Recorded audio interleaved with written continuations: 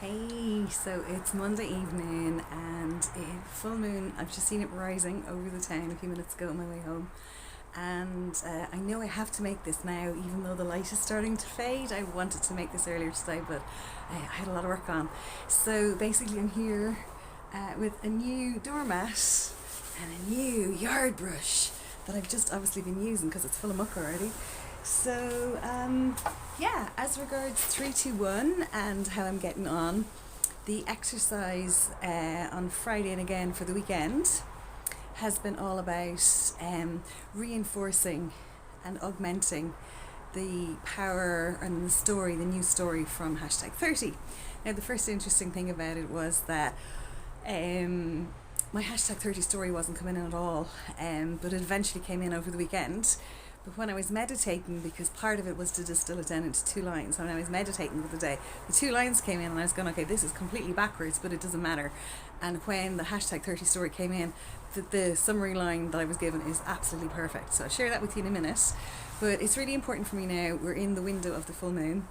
And so what I was talking about as regards augmenting, or reinforcing the story from hashtag 30 for 321, doing things like creating a visual depiction, like a vision board or treasure map, as I call it, of the story you want to create. And then the other thing was obviously, recording the story either so that it sounds like a story that you're reading to yourself that you can listen to if you're like out for a walk or whatever, and it's just going straight into your subconscious, or you can actually make it into a meditation. Both those work really well. But the other thing I was thinking was, oh my God, it's so obvious.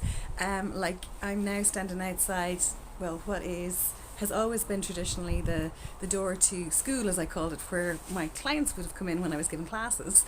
And so in this whole move to Cyprus and working out how I can, I suppose, reconfigure my home and my life to give me that kind of flexibility going forward, I started thinking again about renting my house out, and then I was back to my plan I had last year about just renting out 3 ensuite bedrooms and keeping part of the house for myself.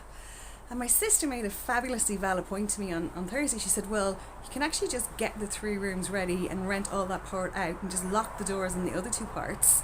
You don't have to have those habitable when you're leaving. And I was going, oh my God, that is so freeing.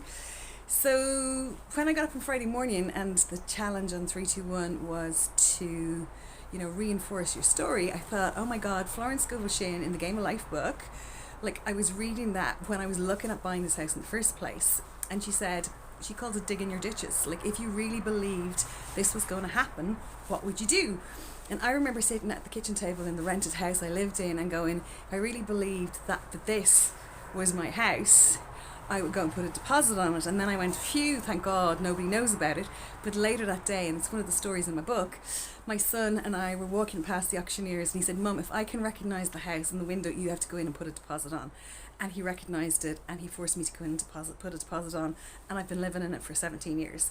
So I thought, how do I dig my ditches now for this new reconfiguration? And I thought, oh my God, I got just a flash of this door here.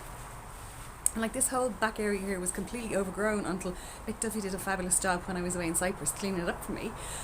And so I thought, oh my God, if this is my new hall door here, I should get myself a new doormat. And but also I need a new yard brush because my last yard brush went to the equestrian centre a very long time ago with one of my kids and never came home again, and I've never replaced it until now. So I've just swept under the door. And right now I'm going to put this down here for myself now because I want to do this in the window of the full moon. So there we go. My mat is on the doorstep. It's probably not big enough for the doorstep, and there's actually a bit of a leak there as well. I fixed that a little bit, but I don't think I fixed it enough. Anyway, do you know what? The other thing I realised as well is that like my house has never been fully painted since I've been here. But and I painted the front myself last year, but you know what I can do? There's no reason why I can't paint that windowsill myself black, because I have the black paint. I'm well capable of doing it. So that's what I'm up to at the moment. I'm digging my ditches. I'm moving forward with my plan. I'm actually involved in the international conference this week. Everybody's invited. It's on from 1 to 3 Irish time online. Anybody wants a link, it's to do with the peace projects that have been ongoing in Cyprus and in Ireland, and the workshops that I've been involved in. So yeah, so that's it for me for now. This is just my update. I know it's taken me a whole week to get around to doing this. There's just a lot going on, but actually I'm feeling more and more like things are moving. And my sister also told me that one of her college friends lives in Paphos and owns a hotel. So it's like all these little tiny things are starting to click into place for me. Yeah, and it's kind of exciting.